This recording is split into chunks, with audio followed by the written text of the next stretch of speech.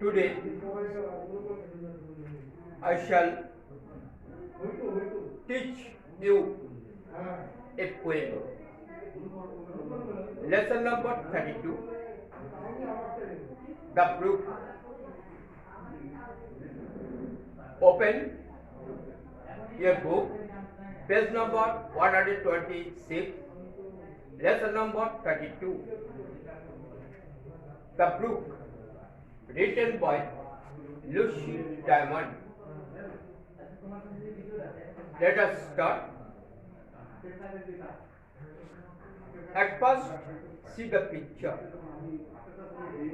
It is a nice scenery. Here is a cottage. Here is a small river. That means it is a brook. A boat. Here is a cottage. Two plants, trees, hills. We see two birds. It is a nice picture. I like to watch the merry brook rippling on its way. It sends me such a happy song all through the summer day. It tells of many things, as on the grass I lie, about the hills from which it came, and where it goes and why. And if I had a tiny boat, a sailing I would go, and hasten the brook to join the river deep and flow. এখানে আমরা একটা সুন্দর প্রাকৃতিক দৃশ্যের ছবি দেখছি। এখানে রয়েছে একটা কুটির, এই দিকেও আর একটা কুটির আছে দূরে। দেখতে পাচ্ছি আমরা পাহাড়, আমরা দেখতে পাচ্ছি ছোট্ট একটা নদী, ব্রুক, ছোট্ট নদী বলা হয়। আমরা দেখতে পাচ্ছি নৌকা, নৌকো দেখতে পাচ্ছি, আর দেখতে পাচ্ছি এখানে দুটো পাখি, আর উপর দিকে আরো তিনটে পাখি দেখতে পাচ্ছি। তাহলে প্রাকৃতিক দৃশ্য আর গাছপালা দেখতে পাচ্ছি। প্রাকৃতিক দৃশ্যটা খুবই সুন্দর বা মনোরম। কবি বলছে, I like to watch the merry brook rippling on its way. Brook ছোট্ট নদী, rippling ঢেউ খেলে যাওয়া। তাহলে আমি ছোট্ট নদীকে ঢেউ খেলে যেতে দেখে আনন্দ পাই, অর্থাৎ আমার ভালো লাগে। It sends me such a happy song all through the summer day. গরমের কালে, গ্রীষ্মের দিনে ইয়া আমাকে সুন্দর সুন্দর গান শোনায়। তাহলে শীত প্রধান দেশের কবি, তাহলে ও দেশে গ্রীষ্মকালটা অত্যন্ত আরামদায়ক। আমরা আমাদের দেশে শীতকালে আমরা রোদ তাপায়, রোদের দাঁড়ায় বসি, হ্যাঁ, আমাদের আরাম লাগে, শরীরটাকে উষ্ণ করে। ওদের শীত প্রধান দেশে ওই গ্রীষ্মকালটা হচ্ছে আরামদায়ক। শীতকালে তুষারপাত হয়, কষ্টের সময়, আর গ্রীষ্মকালটা আরামদায়ক। সেই সময় ওখানকার লোকজন রোদে বসে বা ঘাসের মধ্যে শুয়ে থাকেন, গল্প গুজব করেন, বই পড়েন, হ্যাঁ, প্রকৃতিকে দেখেন। তাহলে কবি ওই গরমের দিনে হচ্ছে হলো তার কুটিরে কিংবা তার বাইরে রোদ্রে হচ্ছে হলো বসে বা শুয়ে হচ্ছে হলো প্রকৃতিকে তিনি দেখছেন এই ছোট্ট নদীটিকে। বলছেন নদীর জল ঢেউ ফেলতে ফেলতে এগিয়ে যায়। সেই দৃশ্যটা দেখতে আমার খুব ভালো লাগে, সেই ছবিটা দেখতে আমার খুব ভালো লাগে। কবির মনে হচ্ছে ঢেউ তুলে যখন যায় তখন একটা শব্দ হয় নদীর জল, সেটা একটা সঙ্গীত গান। কবির কাছে সেটা একটা সুন্দর সঙ্গীত, তাই বলছি সেই সঙ্গীতটা আমার শুনতে ভালো লাগে। It tells me tales of many things as on the grass I lie. যখন আমি ঘাসে উপরে শুয়ে থাকি তখনই আমাকে অনেক গল্প শোনায়। About the hills from which it came and where it goes and why. কবি মনে মনে ভাবেন এই নদী কোথা থেকে উৎপত্তি হয়েছে, কোথায় গিয়ে শেষ হয়েছে নদী, সে কথাগুলো তিনি মনে মনে ভাবেন। যেন নদী তাকে বলছে সে কোথা থেকে এসেছে বা কোথায় তার উৎপত্তি হয়েছে, আর কোথায় গিয়ে সেই নদী শেষ হয়েছে, সমাপ্তি ঘটেছে, অর্থাৎ কোথায় গিয়ে সে সাগরে পড়েছে, সেই গল্প যেন নদী তাকে বলে।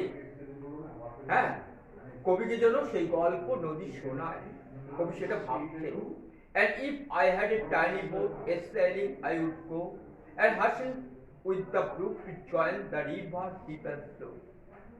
কবি বলছেন যে আমার যদি ছোট্ট একটা পালতোলা নৌকা থাকতো, তাহলে আমি গিয়ে সেই নদীকে বড় নদীর সাথে জুড়ে দিতাম, যাতে নদী চলতেই থাকে, তার জন্য সমাপ্তি না ঘটে। তাহলে এর কবিতার মধ্য দিয়ে আমরা কবি সম্পর্কে বলতে পারি কবি প্রকৃতিকে ভালোবাসে। প্রকৃতির প্রত্যেকটি জীব, উদ্ভিদ, প্রাণী, মানুষ, পাহাড়, পর্বত, নদ, নদী, পাথর প্রভৃতি প্রত্যেকটি বস্তু কবির কাছে প্রিয়, বা তাদের প্রতি কবির ভালোবাসা, শ্রদ্ধা আছে। তাহলে আমরা এটার সেটা জানতে পারছি। আর প্রকৃতির প্রত্যেকটা বস্তু, প্রত্যেকটা জীবের নিজস্ব ভাষা আছে। যেমন মানুষের ভাষা আছে, পশু পাখিদেরও ভাষা আছে। ওদের ভাষা ওরা কথা বলে, ওরাই বুঝতে পারে, আমরা বুঝতে পারি না, হয়তো আমাদের কথাটা ওরাও বোঝে না।